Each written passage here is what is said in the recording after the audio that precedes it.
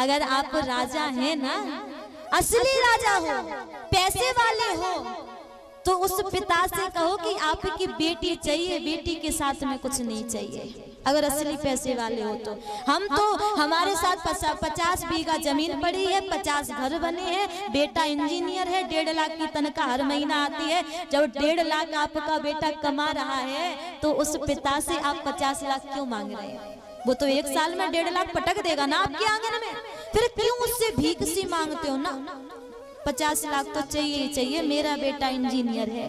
अगर दहेज लेना है तो उस घर में लेना चाहिए जिसका बेटा कोई काम धाम नहीं करता, नालायक होता है, कि मेरा बेटा भैया कुछ कमाता नहीं, अपनी बेटी के लिए खर्चा भेज लेना, तो वो बाप अपनी बेटी के लिए 50 लाख हंस के देगा?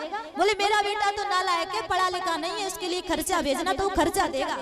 आप मान लो बेटे को बेच दिया आपने, और जब आपका बेटा इंजीनियर है, डॉक्टर है, पुलिस है, मास्टर है, तो आपको लेने की आवश्यकता नहीं है, बल्कि छाती तान करके कहना कि इस बात की गारंटी है आप अपनी बेटी के लिए 1 रुपया मत दो, जीवन भर आपकी बेटी की आंखों में आंसू हम नहीं आने देंगे, इस बात की गारंटी। ऐसा कहने वाला असली राजा होता है, मांगने वाला राजा नहीं हो सकता। और एक बात बताएं,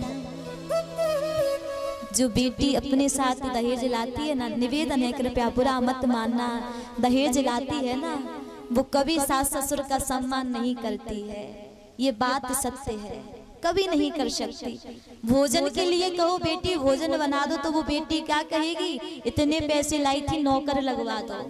बेटी पैर दबा दो, इतने पैसे लाई थी मैं पैर दबाऊंगी। बेटी थोड़ा सा अच्छे से बन ठन के साड़ी वाड़ी पहन के रहा करो, बोले ना मैं तो जींस पहन के रहूंगी, 50 लाख लाई थी, हाँ मैं तो सूट पहन के रहूंगी, 50 लाख लाई थी। वो यही आपको बात बात पे 50 लाख की धमकी देगी, बात बात पर। लक्ष्मी लेनी है, पैसे की लक्ष्मी नहीं लेनी है, संस्कारों की लक्ष्मी लेनी है। और जो जिस गरीब घर की बेटी को आप लाते हैं ना, वो पैसे की लक्ष्मी चाहे अपने साथ ना लाए, परंतु संस्कारों की पोटली बांध करके लाती है और आपके घर को स्वर्ग बना देती है, मंदिर बना देती है वो बेटी। इसलिए निवेदन, एक निवेदन, अगर आप हमें कथा की दक्षिणा देना चाहते हैं ना, तो यही हमारी दक्षिणा है कि बेटा और बेटी में कभी फर्क मत करना, कभी अंतर मत समझना।